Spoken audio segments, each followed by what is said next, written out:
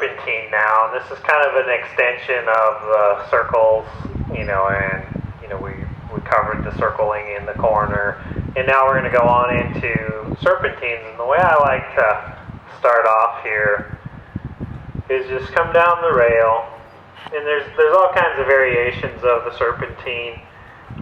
We've done the zigzag pattern, which is a little bit like a serpentine, but it's more of just an angle and going off. Where with the serpentine, you can come off the fence just a little bit, and then you can come back to the fence and come back off again. But with the serpentine, we're looking for bend in our horse's body. So we're bending to the left and to the right. How big you make the serpentines or how small really depends on where your horse is at. If your horse is having a lot of trouble, you can make bigger ones. So see how I come off the rail more, and then I can slowly come back to the rail. But the main focus with this is again him maintaining the forward. You've got a nice rhythm in, we're working at it on the walk, so he's got a nice rhythm in the walk here. And then bend. So he's following with his body, he's following the arc of the serpentine that I'm on. And I can make shallow little serpentines where I come off the rail only 10, 15 feet, or I can make it bigger, where I actually loop around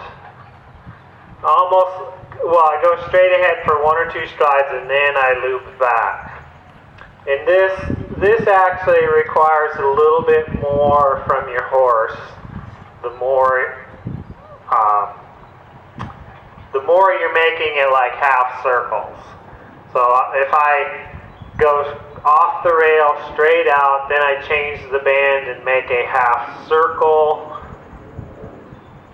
That requires a little bit more from my horse because my horse has to bend through his body.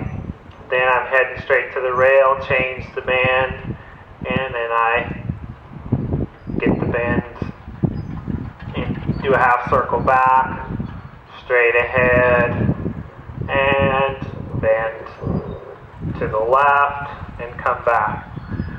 And I can go as far, as straight as I want to, or, let me say that again, I can go as long as I want to on the straightaway. So if you feel like your horse needs to go longer on the straightaway, you can go farther, and then you can pick up the bend,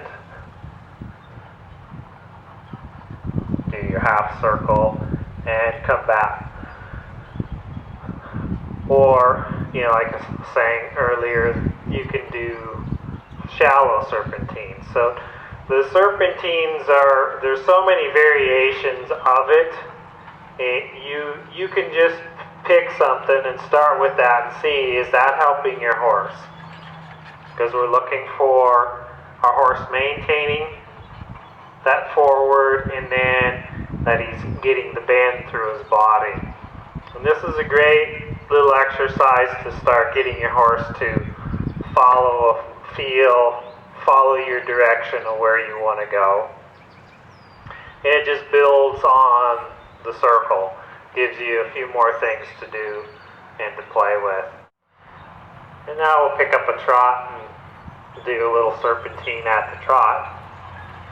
In the trot, I'm going to usually make my loops bigger, because the faster you go, the smaller the circles you make, the harder it is for your horse to do it, the faster you're going. So starting off with, I'm going to make nice big loops.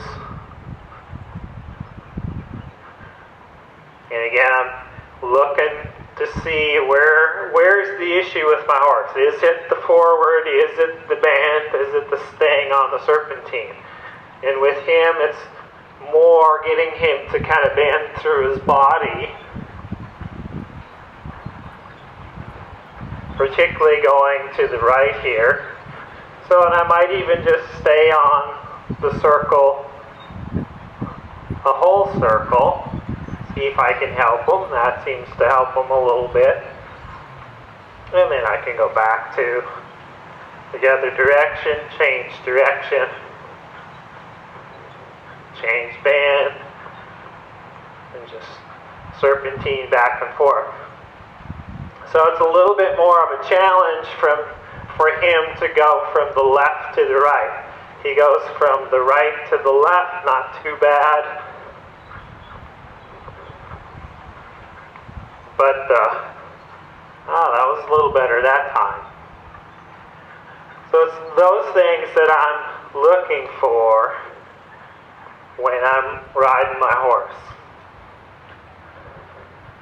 And the way that I like to do the turns is, if I can, just keep my hands in a quiet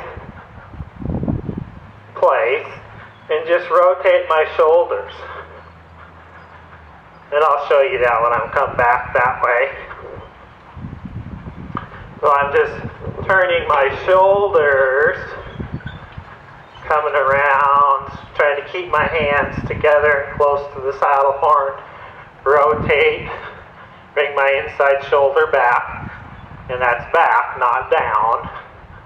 And rotate, so it's like I'm turning, and when I rotate my shoulder, the inside hand goes back and the outside hand goes forward slightly to help him create the bend and the turn. And that, you're not always going to be able to do that. You still might need to be using your hand up and out a little bit to direct them, but we want to get to this point where our hands stay quiet.